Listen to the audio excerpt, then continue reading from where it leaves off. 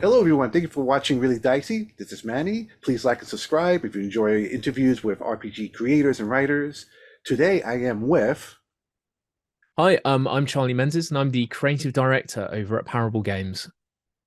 and today we're going to talk about Don't Play This Game, their newest Kickstarter project, which I have a feeling is horror themed again. For Very those of much you so. that may not remember, we spoke, or I spoke to your brother previously about some of the Shiver games that you've produced, which are fantastic games. If you love horror and you love jumping from one genre for the next. Shiver is a great system for that. Um, so, first, how are you doing? I'm doing great, thanks. Yeah, no, it's been a very busy year for us. We've been having a bit of a convention year, so we've been popping up all over the UK doing events and spreading the good word of Shiver, but also obviously developing this in the background as well, which is all very exciting. Excellent, excellent. So, don't play this game. I'm surprised when you first reached out to me about your next project. I figured it's going to be another Shiver source book, but you're coming out with a completely new game. What can you tell us about Don't Play This Game? So don't play this game. You're completely right. It's a complete diversion away from Shiver. We very much wanted to stay in the horror sphere. Horror is my happy place. So it's kind of where I very much like to design and tell stories. But don't play this game was me trying to scratch a very particular itch that I wasn't necessarily finding with Shiver. So don't play this game is a solo RPG of found footage horror. And the idea of it is did you ever receive like a chain letter or a chain mail that was the very much if you don't pass this on to 10 other people, you'll be cursed and terrible things will happen to you. So I remember this like kind of like the dawn of like getting email in schools and those things going around like wildfire. And I was thinking about that and reminiscing with some friends from school. And I had this idea of what if there was a evil entity, something kind of paranormal, supernatural that spread that way and liked to frame it as a game that it played with people, but what it did is it played with people's lives. And that is the crux of don't play this game is that there is a entity that is going to latch itself onto your character's life and make bad things happen. But the way that it feeds, the way that it kind of continues to be, is it forces the player, this character, to record everything that happens to them whilst it kind of creates these bad events. And with like most solo RPGs, that would be journaling, as it's kind of reacting to prompts, and in our case, like events, in kind of a linear fashion. We've added some extra elements to this where you can take photos, you can do drawings, you can do audio recordings, you can do video. So taking a very multimedia approach to it, that rather than kind of a journal, you kind of come away with this horrifying scrapbook of your experience. Um, and the thing we don't play this game is, and kind of where the title comes from, is that if your character can live, they can die. But what happens is that at the end of every game, when you kind of going up against the entity, no matter what happens, you pass your record, as we call it, onto somebody else. And that can be a character that you make, or it can be another person who has the rule book. So I could play the game, my character could die, and then I could come to you and say, Manny, I have finished playing this game. Here is my record. You are now cursed, and pass it on to you. And the whole idea with this is that then you can read my record, be inspired by it, take the bits that you find interesting, and basically keep the story going with a new character in your own way, in your own style, with your own approach. So the whole idea with this is to use solo RPG play to create a multiplayer community of people riffing and playing off other people's creative work and stories, and creating a community where you're sharing kind of spooky stories with one another and then building off of them. And that's don't play this game. That's really fascinating. Ever since I think found footage horror has been around for a while, but I think with the Blair Witch Project, what, 20 years Mm. ago, has sort of brought that back to the mainstream mindset, and it's been sort of stuck there ever since. Mm. Why do you think that is? Why do you think this type of horror it's still, I mean, we're still seeing like new movies coming out based on this genre. So I say found footage has a very interesting staying power, in my opinion, for two main reasons. Is one, that is why I went for it, for kind of going in the solo direction of that. It has a very unique first person perspective a lot of the time that very much tends to narrow down on one person, each person behind the camera, or kind of a particular personality in front of it that it's focusing on. They're quite singular in that way. And I think we can actually develop, and through that like first person angle that they take, I think it's very easy for people to connect with films like this. And especially in the kind of technology, this kind of second point of this is how it interfaces with technology. And I think everyone now has a phone in their pocket that can film video, and everyone has the experience of like whipping a phone to take a photo, to take a video. It is something that is becoming increasingly more universally applicable to everybody, which I think is actually why found footage ingrains itself kind of stronger the more we interface with technology. When you had Blair Witch, it was really interesting because it's an indie film crew that's kind of going out into the woods, which is actually a very niche subset of people who would have access to that technology, the training to use it, and the creative wherewithal for that being something that they want to do. Whilst now people film stuff for Instagram, for TikTok all the time. Like we're constantly recording and making things with technology to either be creative or just kind of record our presence like on Earth and like what we're up to, and kind of updating everyone else around it and communicating it. So I think that's where found footage is. It's that first person perspective that makes it very easy for us to connect and engage with, and that connection to technology that is only ingraining more as we become more technologically advanced as a society. Mm. All right, so let's talk about what's inside the book exactly. I saw the cover and it's gorgeous. It's so creative. But when someone opens it up, what can they expect to see? What kind of tools do you have inside that can help someone create their own story? So inside the book, so at the moment we have a demo that if you sign up to our mailing list, you can access and play through kind of like an entire experience. All it does is it removes the random element of it. It's like a set 10 event thing that you can play through. Inside the full book, we start off with safety tools up front and center for a very particular reason. So safety tools for this, it's obviously deeply immersive, and Don't Play This Game is quite different to other solo RPGs of that we tell you to put the book down and go outside and do things at certain points. So it can be go outside, find some natural items and create an artifact, go find an abandoned building and take a photo of it, to add these things to your record, to enrich it, to do different things with it. And obviously, as we've kind of talked about, kind of pitching it before, I've said it's like Pokemon Go if you wanted to go and find the Blair Witch. It's kind of that idea. It's giving you a bit more of a tactile engagement. But what comes with that is obviously you're going outside. It's meant to be a solo experience. There are kind of some elements of danger and also heavy immersion, like when it comes to horror, that we wanted to be really, really clear about from the off. So that is kind of front and center.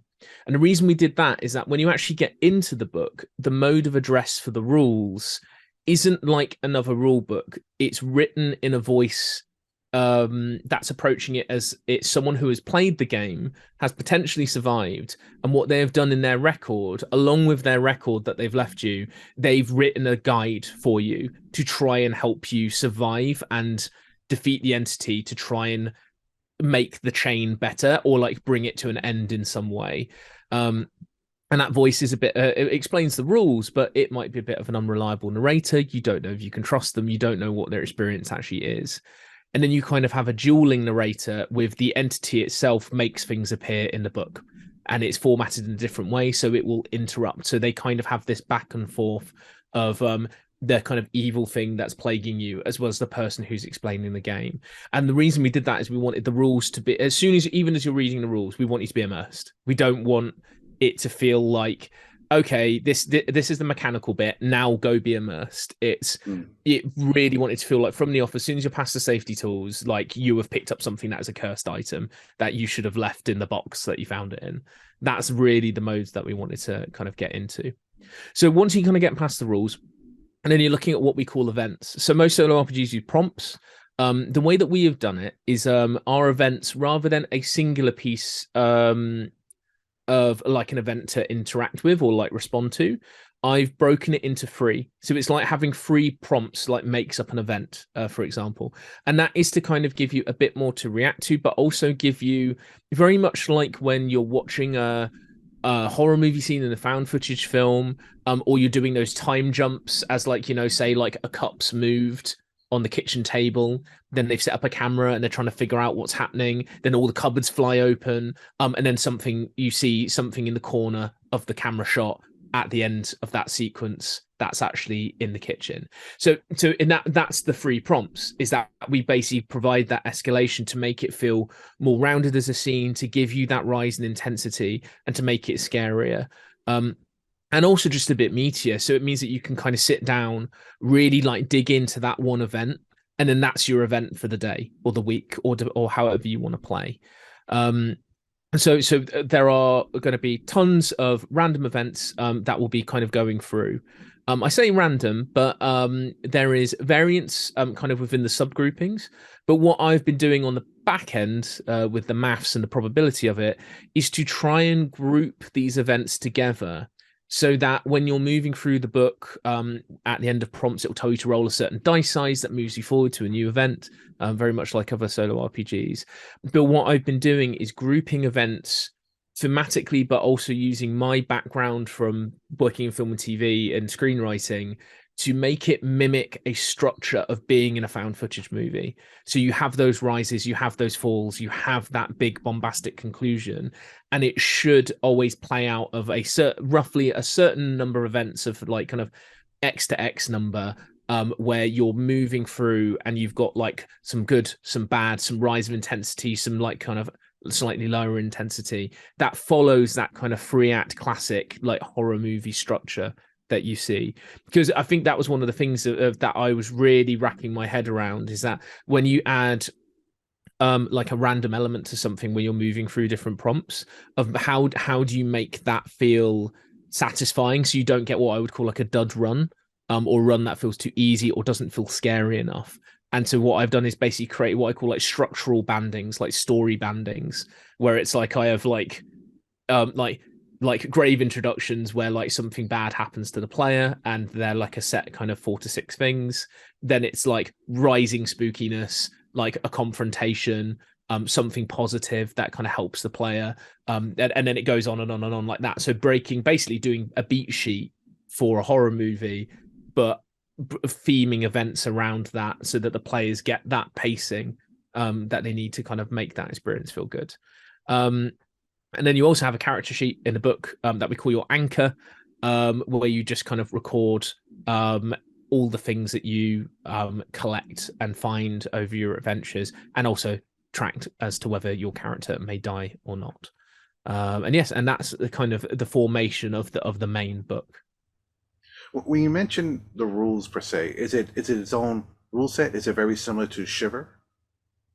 No. So with it being a solo game, it operates completely different from Shiver. So there's no symbolic dice. With this, we use a full set of just polyhedrals for this for doing various things.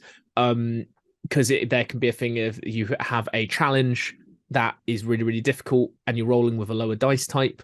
The game may offer you if you sacrifice this thing that you potentially have that you have found during your story, you can roll a bigger dice, and do things like that. So it's always constantly layered with choice, to play around with those dice sizes, of being like to give you an opportunity to do better or potentially succeed and overcome things. But it always comes at a cost, and that's always a player's choice. Is the idea of it. So the mechanics are vastly different. There are various things that you kind of collect and you can use and interact with. So there are friends, there are artifacts, there are secrets, there are fears, there are talents, and there are resources. And they all interact in the game in different ways. So, for example, if like your first event is that a wealthy relative has died in a suspicious manner, one of the resources that you might get is inherited wealth. and we'll write a little thing about it of that. At certain points during the game, you may be able to put like a mark by that resource. So I know in the game of one of the prompts that I've been writing is that something spooky is going on outside your house, and you can try and rig up a security system to try and capture what's going on. And then it's there's a little note of being like, if you have the inherited wealth thing, you can mark it, and then have a very high quality one. That means you will get better evidence, better things that will help you. If you can't mark it, you've got to try and rig it up yourself, and you get like dodgy wiring, a fuzzy image, something that's not quite concrete. So these kind of things that they all chain together and can matter, and you can mark them, you can sacrifice them, you can gain them, you can lose them, and they all kind of have that interplay of how what your character decides to do with them, and what potentially may be useful and what potentially may be harmful to you as well. Hmm. And what about the art direction? Are you going into? I mean, you could tell by the art, by the cover, you're going in a very different direction than you did with Shiver. Mm. Where'd your art team go for this book? Yeah. So kind of currently, in terms of the art that's going into the book, I'm kind of leading the charge with that. And I'm actually using a lot of my, as you can probably tell from the cover, my film background of a lot of photography mixed with illustration, and then filtered through what I call like analog fuzz. So using my grade, like, so I used to do color grading, using that and digital like film techniques to make something feel like it is from a shaky hand camcorder, or recorded on something from like yesteryear, to really kind of lean into that analog horror side of things, and really capture that found footage feeling where things are slightly obscured, they're not fully clear, but it can really spark people's imagination. So we're kind of like towing the line between a simulated realism, I would say, with some exaggerated elements that are very much hearkening to that genre, of like evoking that thing of when you're zooming in on your phone and you think you see like eyes in the woods. It's that kind of feeling of the fuzz and the grain and the grit and the grime of it, is very much part of it. So it's got like a slightly, what I would say, like kind of punky, grimy aesthetic, but it's very much of that, like, not what I would say, like kind of like late 80s, like 90s, early video technology, that you're kind of getting into, that's going to have this wonderful kind of like fuzz and like digital grime, as I tend to call it, that's on there, because it wants to feel like the kind of thing that you could stumble across in a forum and you're like, this image is haunting me and I don't know why. So that's kind of where we're going with the art direction. So again, very different from the very graphic, like bold style we've gone with Shiver. That's definitely more akin to kind of like your graphic novels, like the creepy and eerie comics, Hellboy, and like Mike Mignola stuff was a big influence, as well as Francisco Francavilla was, I think, Ben's biggest influence, because we love him as an artist, and that kind of high contrast look for Shiver is very much his own thing.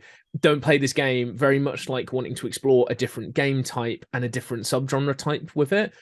We completely pivoted in a different direction, which is where we're going with that kind of, if it feels like it's been filmed on a camcorder, that's a very low quality, and the tape has potentially been left, in a damp drawer for a couple of years. That's the feeling we're going for. Hmm. So in the beginning of this interview, I asked you about the found footage horror genre. But now I want to talk a little bit about the solo RPG perspective. And this is not really a question. I guess more like thoughts. What's your thoughts on this trend as well? I remember when solo RPGs started to rise up in popularity. My first question was, why?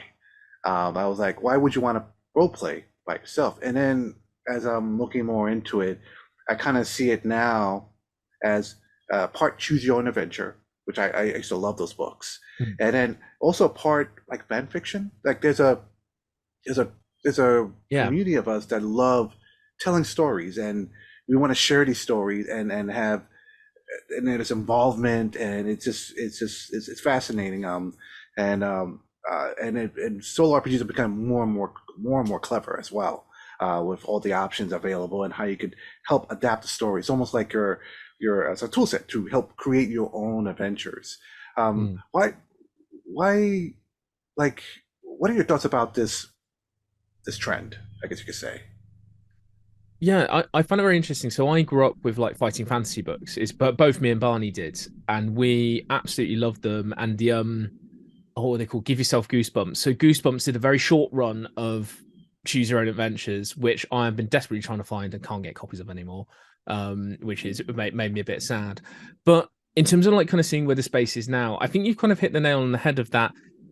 With the kind of fan fiction element, but I would kind of spin off that a little bit more of that for me, with whatever I kind of design, I generally get very, very excited with the prospect of that the system and the tools that I'm giving to people putting out into the world encourages, inspires, and pushes them to create stories of their own and to create things of their own. It's I love it when people play my stories, but quite honestly, as a designer, I'm very interested and really want to see other people's stories. I want to see what is in their heads, like kind of what this inspires in them when they play around with it. And we don't play this game in solo RPGs in particular. I think what it does is that it gives um it's a bit like the blank sheet of paper kind of ideology of that. One of the scariest things you can do as a creative is to sit there in front of a blank piece of paper and be like, I'm going to write something. What? I don't know. And what solo RPGs do is they give you a framework, they give you tools, they give you guidance, they give you limitations, which I think are very important to creativity in order to kind of make creativity kind of and making a fully finished artifact of something accessible, but also limitations breed more creativity. It's kind of just having infinite options is terrifying and gives you a form of like creative paralysis most of the time. So with this, I think it eases people into it and gives people those tools, that structure to tell stories. And in this case, we don't play this game, a very particular type of story that for me, so I'm playing around with a lot of kind of solo RPGs. I wasn't finding a a solo RPG that was generating the story that I was maybe interested in. And yeah, to be frank, what I was looking for in a tabletop RPG, like a solo RPG, was to be able to sit down, write a spooky story, and scare myself to absolute hell. I really wanted to be able to creep myself out, and I wasn't finding that elsewhere. And that's where Don't Play This Game came from, because I think a lot of my earliest memories with kind of found footage, as well as capturing that essence of like being like in your early teens. And for me, like I grew up in the Midlands, so like where there's like a lot of like industrial decay, a lot of but on the side of countryside, so a lot of wandering around like kind of abandoned railway tracks, desolate buildings, the kind of creepy little local folklore and legends and whispered things that people say about, people on the fringe of the community, or like, local boogeymen, very much combined together to kind of get the sense of like, this is what I want the tone of this to be. This is the kind of stories that I want to emerge from it, because I'm not seeing that in the solo RPG space for me. So I'm going to make it. And then I also want to see what other people do. And we're already kind of seeing that, like in our discords that we've set up for this, where people are doing audio logs, they're sharing drawings of the way they see their entity that's kind of haunting their characters and playing around with it. And so it's very much, I think, yeah, that's what I see solo RPGs giving, is that framework, that guidance, that basically kind of an enabling of other people to be creative and tell stories. Mm. And I can see this also as a tool set to help game masters create their own stories. As a because sometimes as a game master, you may have a Halloween game coming up, and you're like, okay, what? There's so many genres, so many ideas I can do. What do I pick? What do I feel like doing that will make me feel excited Mm. about playing? And something like this, I think, is great because you like you sort of mentioned. I think sometimes the most scariest things are actually lurking in your head. You may just not know where to find Mm. it. And I think something like this would be a great help. Mm. So yeah, when will this be out? So the Kickstarter for this is launching on October 3rd. And we'll be doing our standard like running for a whole month. So it'll be October 3rd through to November 3rd. Um, or 4th. I'm very bad with numbers sometimes. But yes, so from October 3rd, we'll be running for a full month into November. So all the way through the spooky season, we'll be running the campaign over on Kickstarter. And then are there any I know if I remember correctly, Shiver had some stretch goals. Would this have stretch goals as well? It will. So one of the main things that we're doing as stretch goals for this is art from other people kind of in the analog horror community. So can't reveal anyone yet who we've got on the docket, but all I can say is that I am extremely excited for some of the people we've been talking to who are interested in the project to come on and lend their very creepy analog hand to this project. So that will be something that we'll be doing is rather than the kind of solo art approach, we're going to be bringing a lot of people from the kind of analog horror community Hmm. to kind of expand stuff, as well as looking at maybe adding more events and things to people to kind of play and interact with to add more modular elements to plug in so you can keep playing, running through different characters. And generally, you should never have the same experience twice, but sometimes it's fun just to throw in, a completely new starting event or a completely new entity at the end for somebody to face against. So those are the two main stretch goals that we'll be exploring for sure. Excellent, excellent. Is there anything else about this project I haven't asked that you wanted to share? Ooh, that's a very good question, actually. Um, what would I say? You mentioned a community.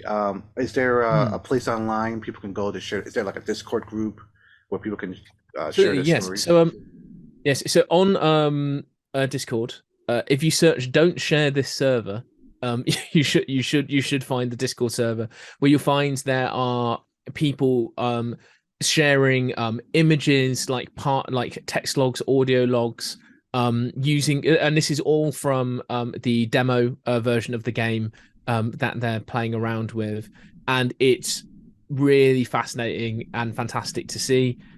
So I'd really heartily recommend if you're kind of wanting to give stuff a go, um, like go onto our social media, grab yourself a copy of the demo. If you sign up to our mailing list, you'll get sent a copy of the demo. Give it a play and jump on Don't Share the server and start sharing those stories. Because the beauty of this, even with the demo, you could start taking a look at someone else's, react to theirs, use the demo to then create your story, share it, and then see that chain kind of blossom as people kind of react and interact with the records that you're making. So yeah, no, it's definitely the community side of this is something that we're very excited about, and something I think like if it gets to a certain scale, I think something we would really like to explore is even more infrastructure to help people share and connect their stories to one another as well. So that's something the team's been talking about as well, which is very exciting because I think that's something we would really like to provide if the project goes to the moon is we can really build start building like tools for the community to make sharing and interacting with one another even easier and even better and more rewarding. Hmm. One last question. What's the most recent horror movie or horror novel that you've read or seen? Ooh, what did I watch recently? It was a good one as well. So it's the reason I'm struggling to remember because it's the director of No Roy, The Curse, if people know that one. So it's a quite infamous Japanese found footage horror movie, which is definitely a big inspiration for this. He did a series of like supernatural investigator case files for like Japanese TV. Um, and the first one is them investigating the slit mouthed woman, which I'm sure people kind of know. It caused a large amount of social panic in the 80s amongst like teens as a one of these like viral like local legends that kind of got people really really scared and freaked out. So that's another found footage thing. I'm trying to remember the name of it because it took me ages to find a flipping copy of it, basically, because it's very hard to get in the UK. I was finding, but found one with a translation and was watching that. Um, I would say as well. On top of that, I've rewatched Ringu very recently as well, which is fantastic. And in terms of what I've been reading, um, I've currently not finished reading, but I've just started reading Only the Good Indians by Stephen Graham Jones.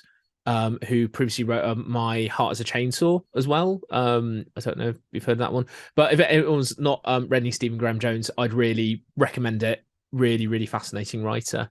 Um, and then what was the book that I actually last finished and read? Probably Weave World by Clive Barker. Mm. Was the one that I just finished reading. Before that, because it's a bit of a chunker.